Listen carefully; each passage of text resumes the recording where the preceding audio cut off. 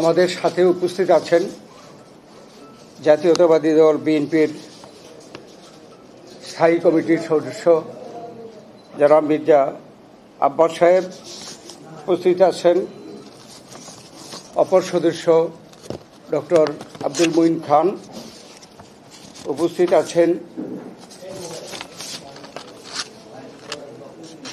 আরেকজন সদস্য জনাব নজরুল ইসলাম খান, উপস্থিত আছেন স্থায়ী কমিটির সদস্য জনাব আমির খুরশো মাহমুদ চৌধুরী, উপস্থিত আছেন স্থায়ী কমিটির সদস্য জনাব সালাউদ্দিন আহমেদ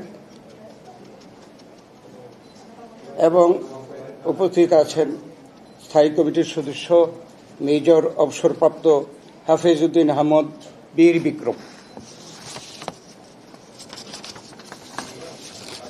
আপনারা আমাদের এই সম্মেলনে স্বল্পকালীন নোটিশে উপস্থিত হওয়ার জন্য আপনাদেরকে ধন্যবাদ জানাই। সেই সাথে সাথে সম্মানিত স্থায়ী কমিটির সদস্যদেরকেও আমরা ধন্যবাদ জানাচ্ছি। আজকে আসলে আমাদের মহাসচিব সাহেব ঢাকায় নেই বলে আমি আপনাদের সামনে উপস্থিত হয়েছি।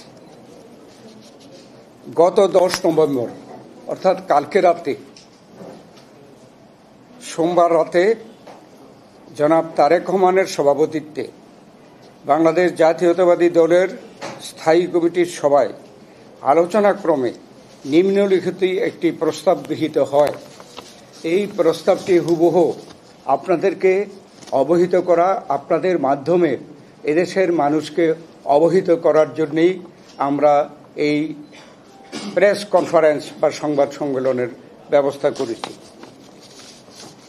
রাজনৈতিক দলসমূহের সাথে জাতীয় ঐকমত্য কমিশনের দীর্ঘ প্রায় 1 বছর যাবৎ আলোচনার ভিত্তিতে কতিপয় নোট অব ডিসেন্ট সহ ঐকমত্যের ভিত্তিতে রচিত জুলাই জাতীয় সনদ বিগত 17 অক্টোবর স্বাক্ষরিত হয় এবং দেশের সংবিধান ও আইন অনুযায়ী তা বাস্তবায়নে সকলে অঙ্গীকারবদ্ধ হই।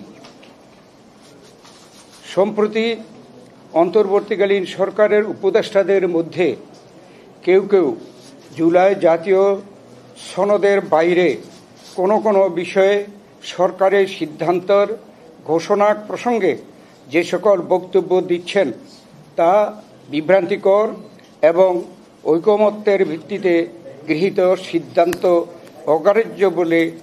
অগ্রাহ্যের শামিল বা অগ্রাহ্য করার শামিল।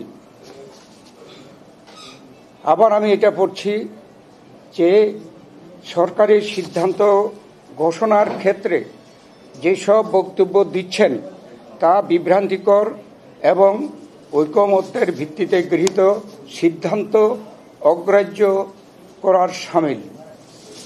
আমরা স্পষ্ট ভাষায় বলতে চাই যে জুলাই জাতীয় সনদে উল্লেখিত বিষয়দের বাইরে সরকার কোনো সিদ্ধান্ত ঘোষণা করলে সনদে স্বাক্ষরকারী কোনো দলের জন্য তা মান্য করার বাধ্যবাধকতা থাকবে না।